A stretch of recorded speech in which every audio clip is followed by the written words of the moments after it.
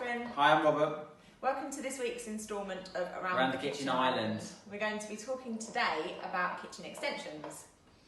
We have two types of customer that come to us. One is somebody who's had planning permission granted and they would like us to design a kitchen to go into the extension. And the other one would be a customer that would come through the door and would like help planning the kitchen, then building a space around that kitchen and then getting it through planning permission. We're going to talk to you today about 3 reasons why you should come to a kitchen company to get a design drawn up for the kitchen and then put your extension through planning permission.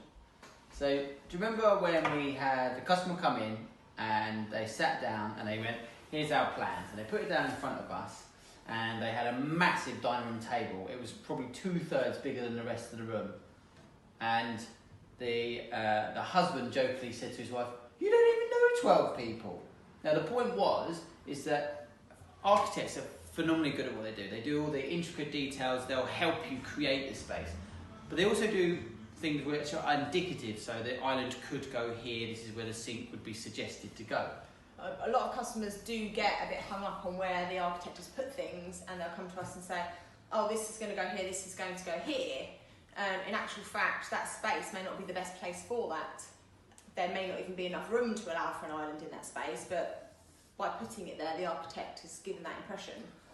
We had another customer come in a couple of weeks ago, and they had these plans, and they had an island drawn, and it was just this false sense of security that they're going to design this brand new extension, but the island was tiny, but they thought, oh, we've got an island. And when we actually marked it out for them, I'll show you, this is how big the plans have shown, and it was only like 1,300 wide. I mean, it was barely enough to get a hob and all this prep space on it. So we had to reinvent the space, and we actually ended up putting the kitchen in a different part of the room.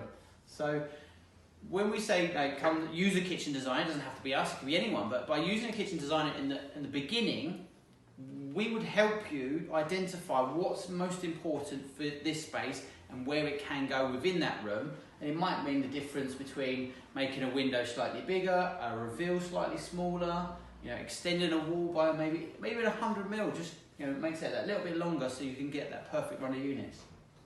So a big thing when it comes to doing a kitchen extension, and why you would want to definitely bring a kitchen design in at the early stages, is to help with budgeting. Now, you're going to want to know from an early stage what your kitchen budget is. We do ask our clients at the beginning of the process, how much have you allowed for the kitchen? And some people have no idea what to allow. Oh, it was painful the other day. Someone came in and the extension was huge, wasn't it? It was out 6 meters, 6 meters out, 10 meters across. It was a monster, and they told us what the builder told the cost was going to be, and we looked at each other and like, that's not even going to scratch the surface. Yeah, but people get given these misleading quotes from people, or they're not even a full quote. They're just for the shell, and therefore the kitchen budget, by the time the job's actually been done and they've got through the painting and the flooring stages, the kitchen budget is dramatically reduced, and we go from having the perfect kitchen for them to them having to reduce the spec here and change the appliances there, and it's heartbreaking because the whole point of this space was to achieve a place where they could all come together and spend time. So they've got this shell, and then they've had to compromise, push it over the line to get the kitchen that they want. So definitely by bringing in a kitchen designer, they can start helping you plan costs and budgets. And if anything, you want to ring fence that off. You want to ring fence and say, that is for the amazing, most perfect kitchen. That is the reason why we're doing this space. And then the rest of it is you're going to have to make sure that you can get as much bang for your buck when it comes to building. And the last segment of why you would want to bring a kitchen designer in at the earlier stages is to help with the planning for extraction. Yeah.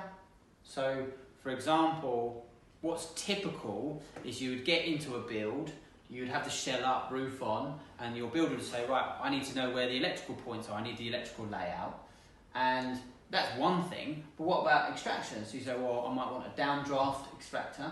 Well, you've just had this nicely poured brand new screed put down. You're going to have to then dig that up to put the ductwork in. So you're going to want to know that information. The builder's certainly going to want to know that information a lot sooner. Otherwise, you're going to be paying to lay the screed, dig it up, put the new ductwork down, and then screed over again. Yeah, absolutely. And similarly, there's for ceiling extraction, there's going to be a lot of things to consider. We've touched on this in relation to kitchen islands on another video, but if you've got a steel beam between the old house and the new house, that's going to have implications for whether or not you can have any extraction in your ceiling. You may be unable to move the island over to have extraction in a different part of the extension because of skylights or a lantern roof. So thinking about all these things in advance will mean that you can design the extension perfectly around the kitchen so that you get all of the spec that you want. So, you know, you don't have to have extraction, there's no law around it, but lots of people do want it. So if that's something that is on your wish list, then bringing somebody in to help design the kitchen before the extension is designed will mean that you absolutely get that right.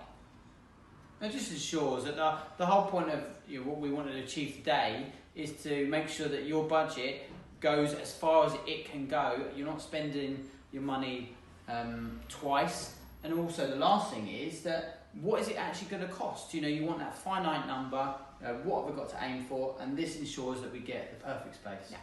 So we wish you the best of luck with your project, and we hope to see you again soon on the next episode. Thanks very much. Cheers, bye.